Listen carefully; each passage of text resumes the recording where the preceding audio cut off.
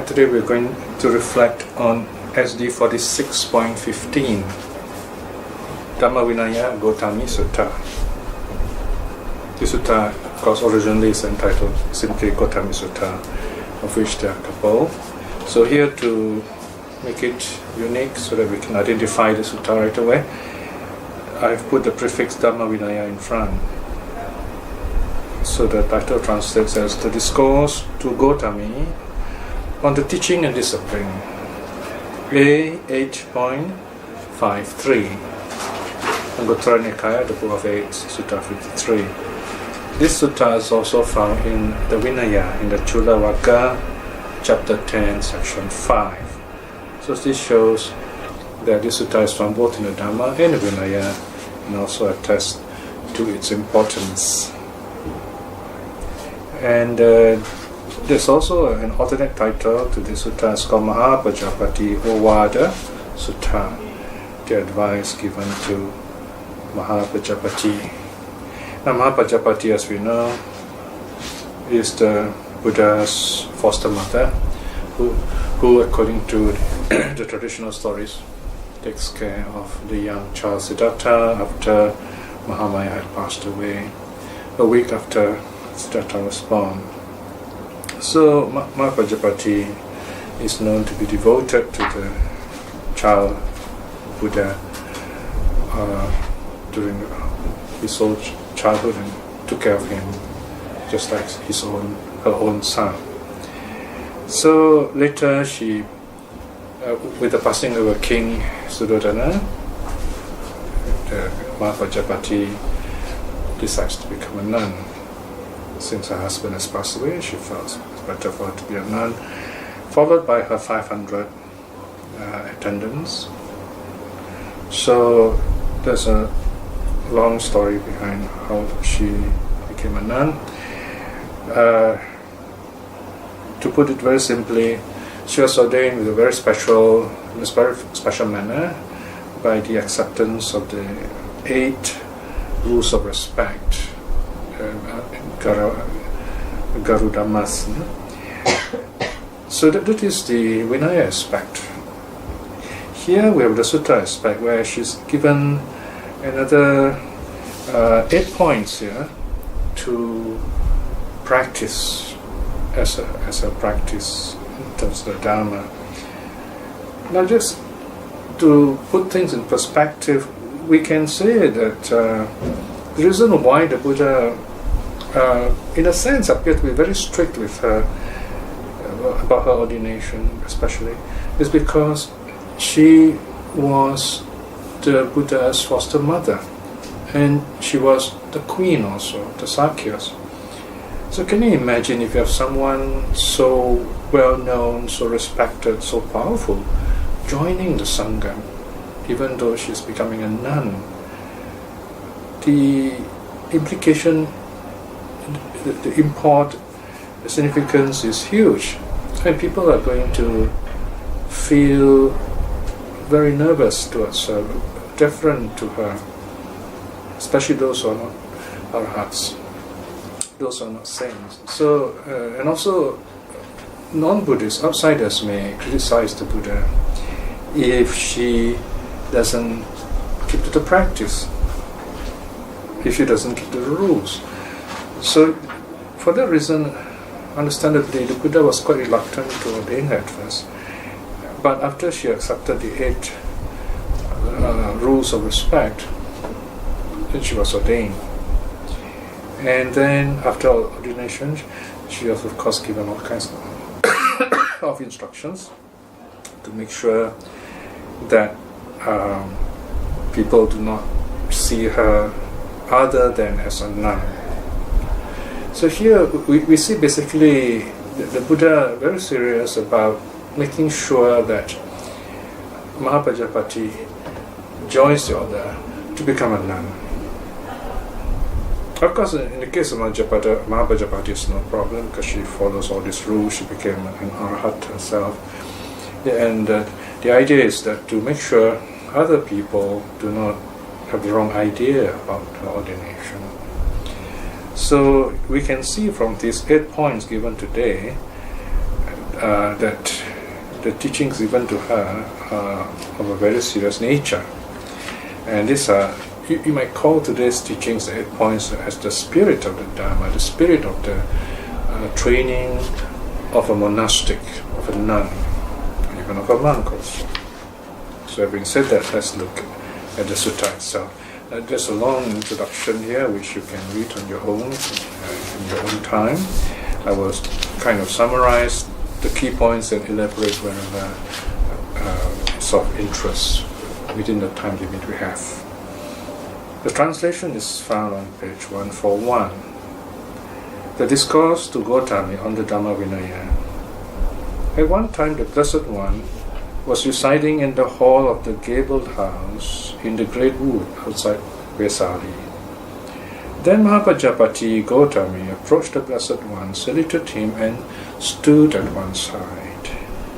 Standing thus at one side, Mahapajapati Gotami said this to the Blessed One: "It is good, Bhante, if the Blessed One were to teach me Dharma in brief, so that I may dwell alone, aloof from society, hateful, exertive, and resolute." So here, now what's interesting here is we're not told whether the Buddha is sitting or standing.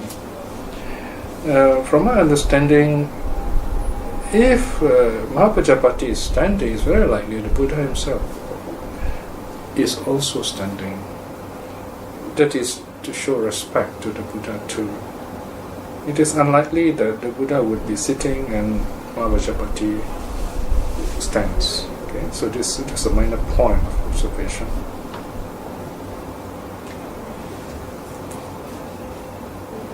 So here we see Mahapajapati requesting a teaching from the Buddha. She's going to meditate. She's going to retreat.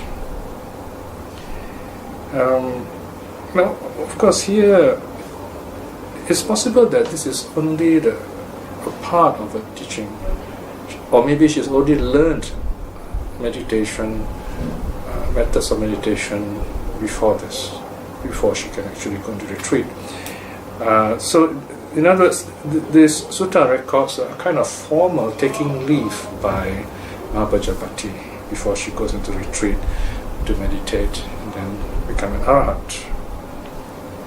So the Buddha replies, say Gotami. Notice the Buddha calls her by name. Says Gotami. Imagine a foster son calling mother Gotami.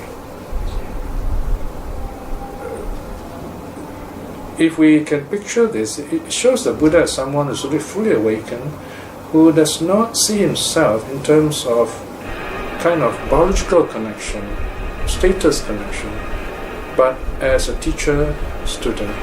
So she addresses Gotami, who's much older than him, as by the family name Gotami. That is to show that connection, spiritual connection. Now the connection is spiritual, it's no more biological. Of course, we can see a lot of beautiful sentiment in a poem, in the Apadana, which Gotami sings, Invertakama sings in the right. A very beautiful poem where she shows her gratitude to the Buddha for allowing her to ordain and teaching her so that she's awakened, she passes away as an arhat. So Gotami, whatever things that you may know that these things conduce to lust, not being lust-free, conduce to bondage, not to non-bondage, conduce to accumulation, not to non-piling up, or not to non-accumulation, to great desire, not to little desire, to discontent, not to content, conduce to socializing, not to solitude, conduce to indolence, not to exerting effort, conduce to a difficult burden, not to being an easy burden, then Gotami, you should definitely take it that this is not the Dharma, this is not the Vinaya, this is not the teacher's teaching. So this is the first part, right? This is the negative aspect, what's to be avoided. And the second aspect is the positive aspect. But Gotami, whatever things that you may know, that these things conduce to being lust-free, not to lust, conduce to non-bondage, not to bondage, conduce to non-accumulation, not to piling up, conduce to little desire, not to great desire, conduce to content, not to discontent, conduce to solitude, not to socializing, conduce to exerting effort, not to indolence. Indolence means laziness. Conduce to being an easy burden, not to being a difficult burden. Then Gotami, you should definitely take it that this is the Dharma, this is the Vinaya, this is the teacher's teaching. And the sutta ends there. So notice again, this kind of short suttas, they are often preserved, they are often handed down in the Anguttara Nikaya. They are a sort of a short record of teachings meant to be elaborated by teachers who are familiar with the other Nikayas. So here it is recorded in the Anguttara. It's also found in the Vinaya. And such teachings are valuable because although they're given to Gotami, she represents all the future nuns. And through Gotami, the Buddha also speaks to us all, whether we are monks or nuns, monks or laymen. So here again, we must understand the spirit of who is being addressed in the suttas. Sometimes, very often the Buddha will address monks, bhikshus. Sometimes the monks will address a certain person by name, a monk, nun, layman, laywomen. The Buddha doesn't give a long list of addresses like what we do in modern times. The Buddha doesn't say monks, nuns, laymen, laywomen, followers of other sects and so on. He just addresses only monks because the monks are the first people to be ordained. They're the biggest number present, and yet through them, there are other people around listening. So through the monks, the teachings are preserved and come down to us. So although the Buddha says bhikshus or monks, teaching is addressed to everyone who's willing and able to practice depending on their level of commitment to the Dharma. In other words, whether they are renunciants or they are not renunciants. Alright, so why does the Buddha advise Gotami to examine these 8 points? Notice here that what the Buddha is actually giving here is a way of us answering the question, is this the Buddha's teaching or not? So here's the spirit of the Dharma. If anything conduces to, encourages lust, bondage, accumulation, great desire, discontent, socializing, indolence, and having a difficult burden, being very busy, in other words, this is not the Dharma, this is not the Vinaya. Of course, this teaching is especially for monks and nuns. But for lay people who really want to be happy, this is also the teaching. Alright? Now we have to be very careful about separating teachings, saying, oh, this is only for the monks and the nuns, they're not meant for laymen. I don't think so. It's that clear, the division line.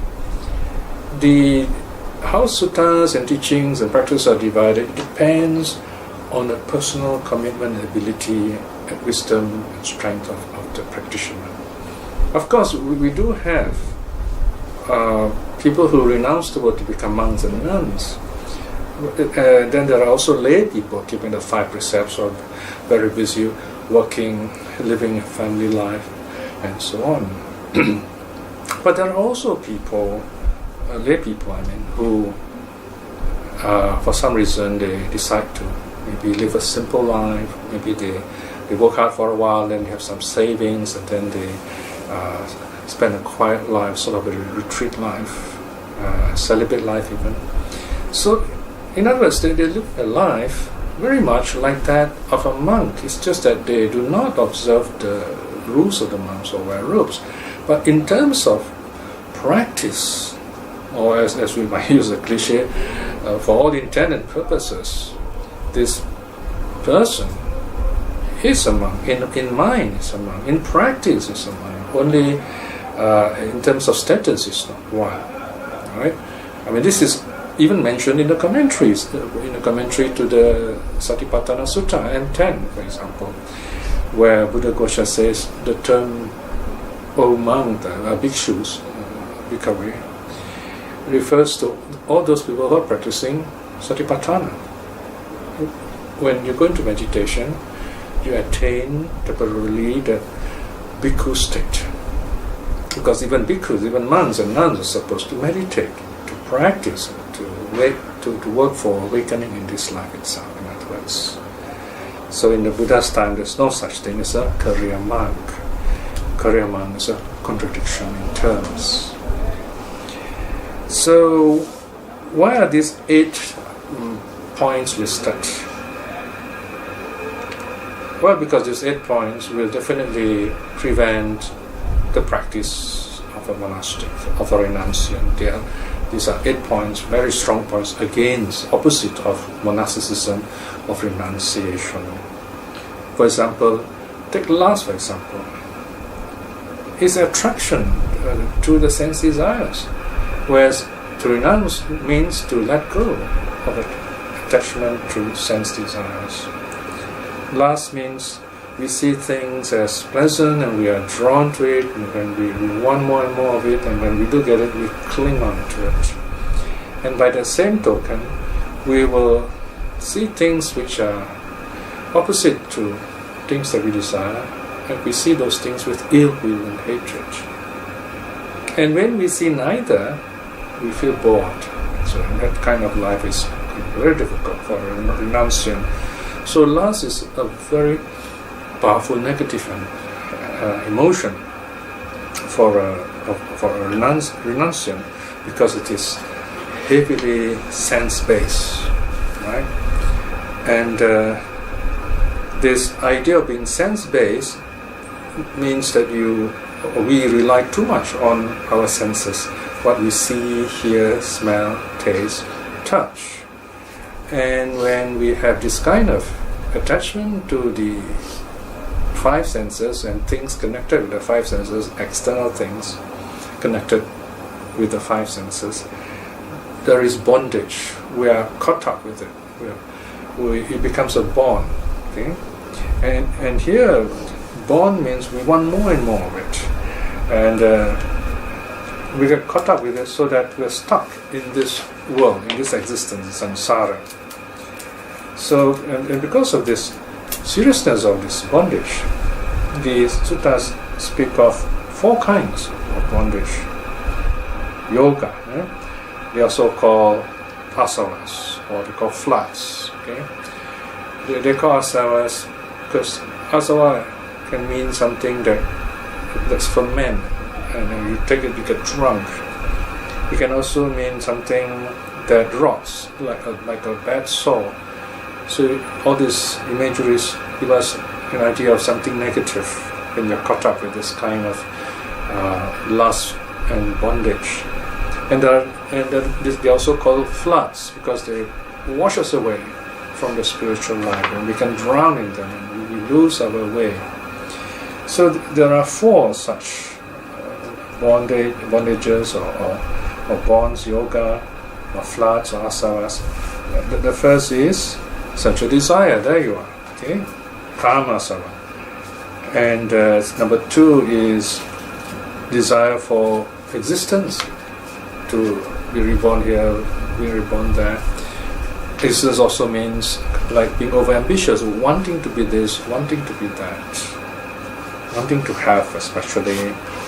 And then number 3 is we have views.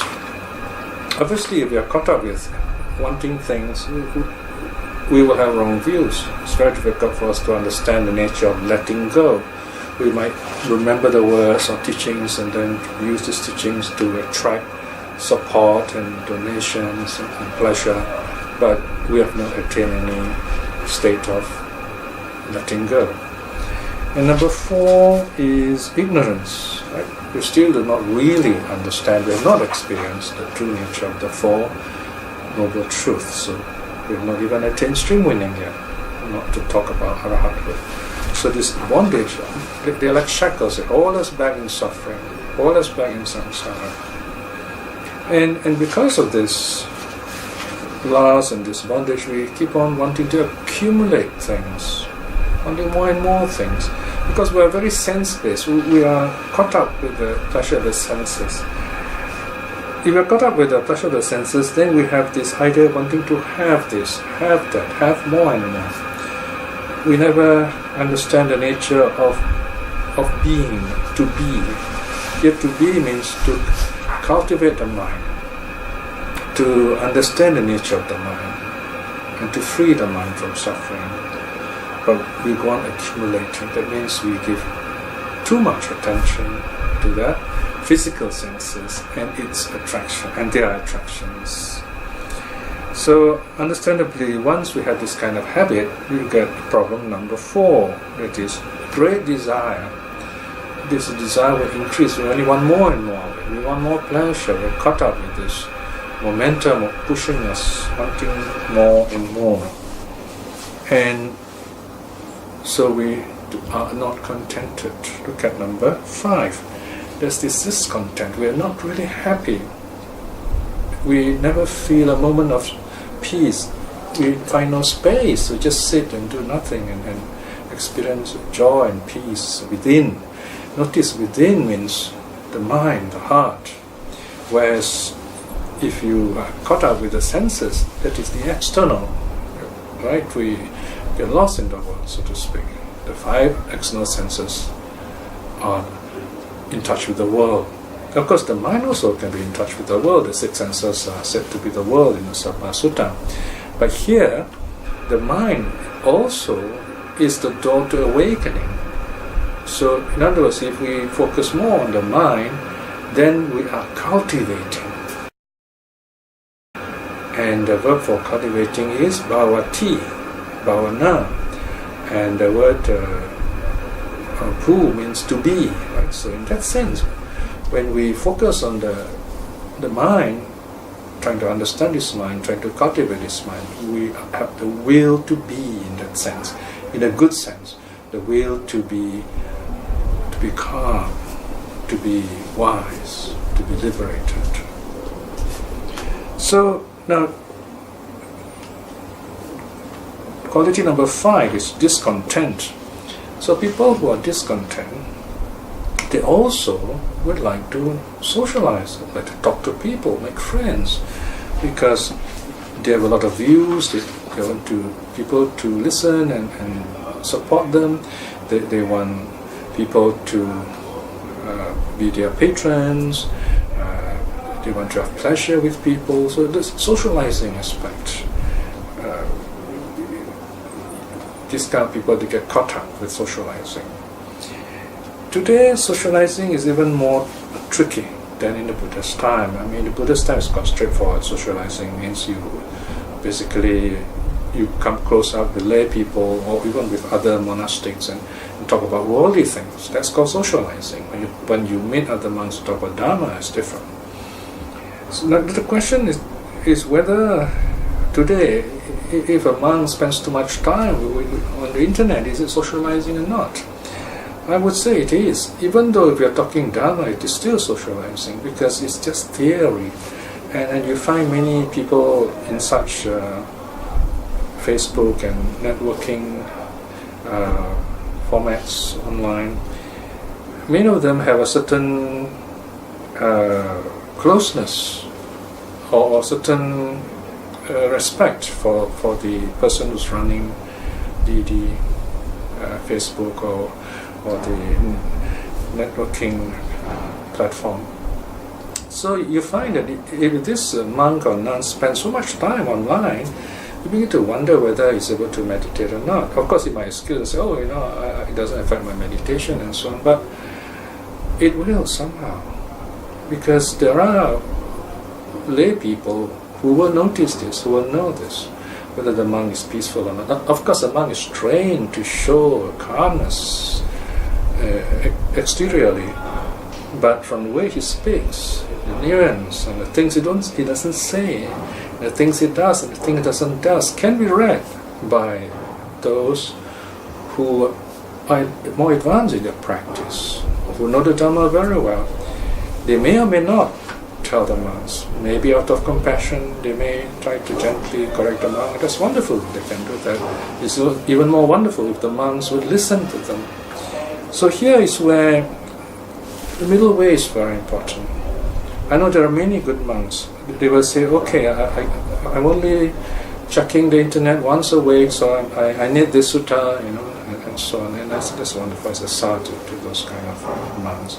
So this is where nowadays, although we may say we renounce the world, but the world has not renounced us. The world is invading the privacy of the monasteries now.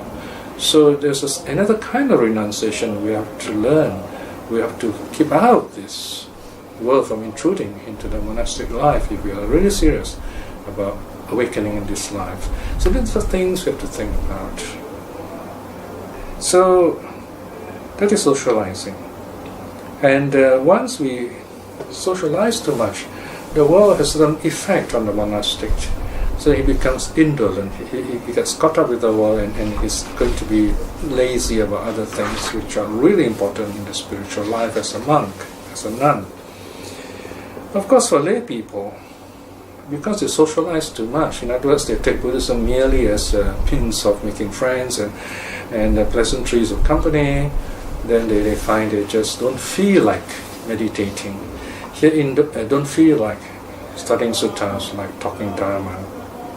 They begin to say, or begin to feel that the Dharma is boring, that that's a terrible thing to say, that's a terrible thing to think. Because anyone who loves the Dharma will find the Dharma so beautiful and interesting. I mean, if you love someone, you see all the good points in that person.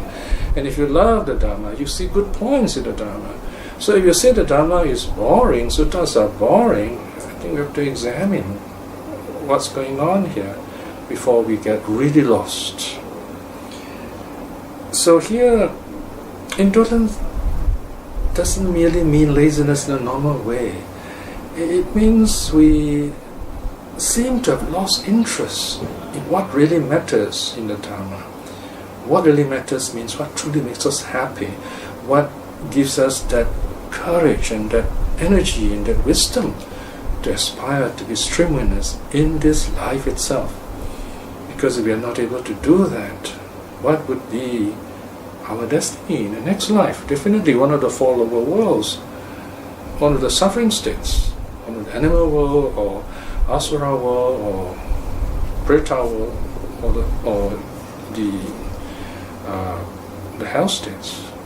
Even if we are born in the human states, we might not have the chance to hear the Dharma again, or to meet Dharma, the spiritual people again.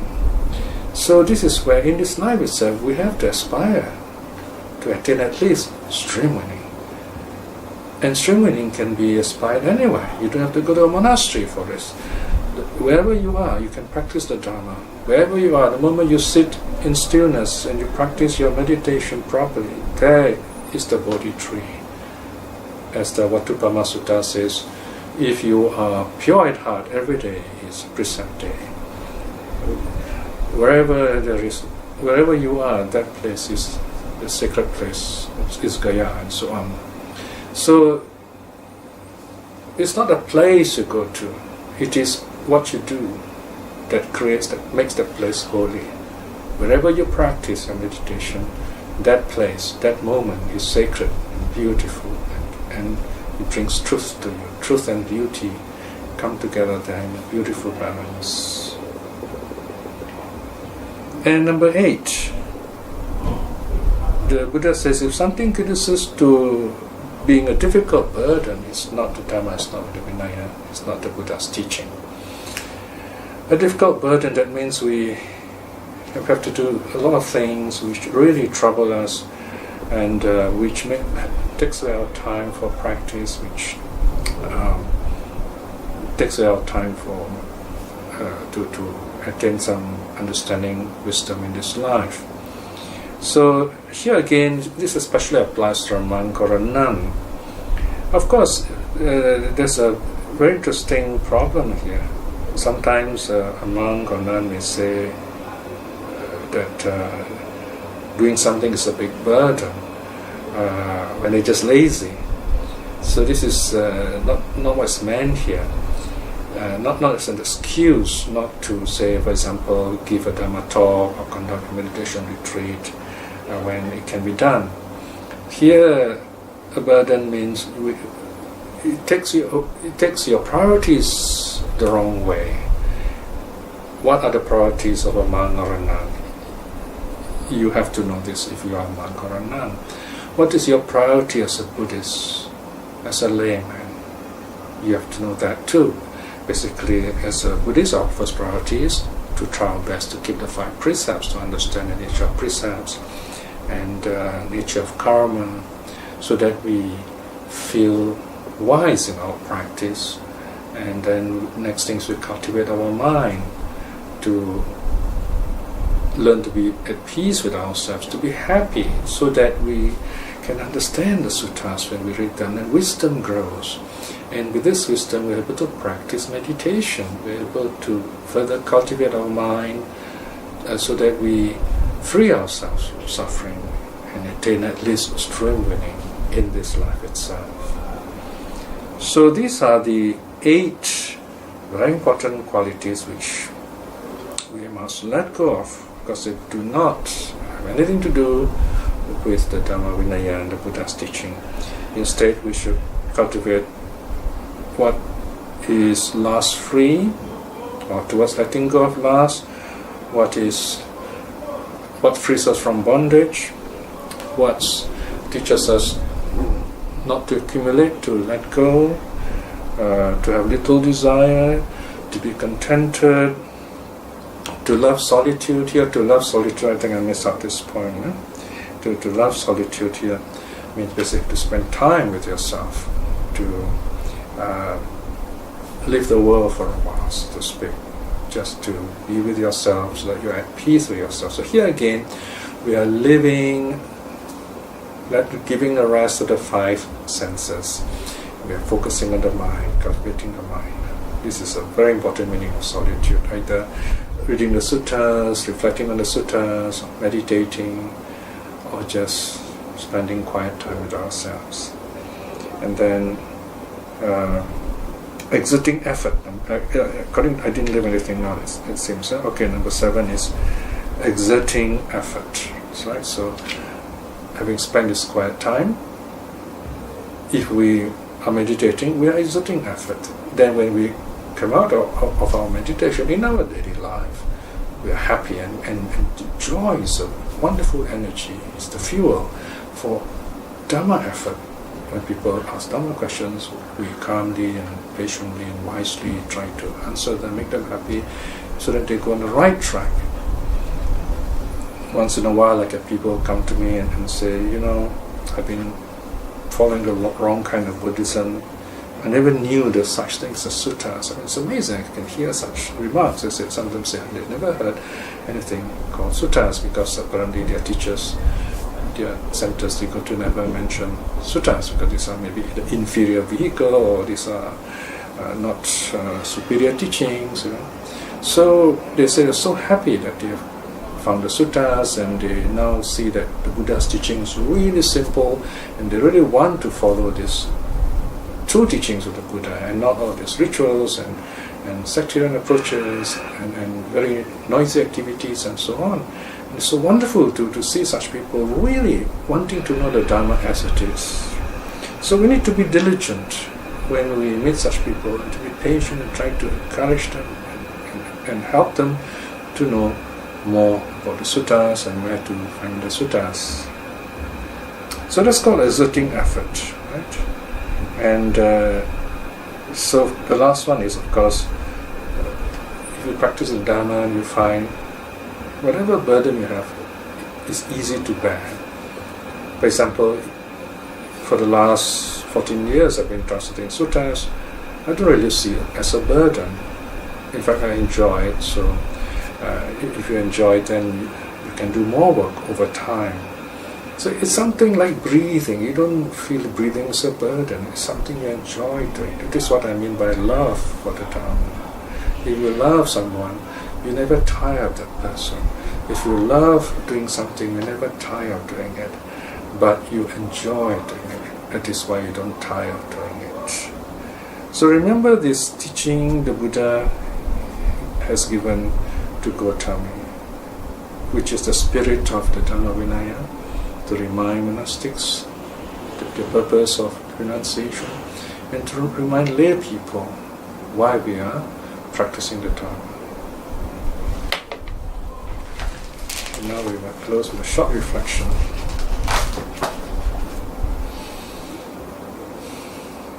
Whenever we open a sutta to study it, or we hear someone teaching suttas, one of the first things we will feel is a sense of calm and joy, especially if the teacher is wise and learned in the suttas and experienced in teaching. Because the suttas give us inner peace and helps to clear our mind so that we understand the Buddha's teaching even deeper, even clearer and wider. And here we have the twin wonder of beauty and truth working together, so that we see Buddhism, the Buddha's teaching, in all its wholesome quality. Reflecting in this way is wonderful good karma. By the power of such good karma, may we be blessed with courage and wisdom to aspire at least to attain stream winning in this life itself. By the same token, with the power of the three jewels and all the good deeds you have done, may all the beings here be well and happy. May all those who have been kind to us be well and happy. May those who are seeking to know the Dharma to be well and happy and find the true Dharma. And may all our loved ones, family and relatives and friends be well and happy. May those whom the Dharma have not touched or who are having trouble with the Dharma see the Dharma in all its beauty and truth in this life itself. May all beings be well and happy. Sadhu, sadhu, sadhu.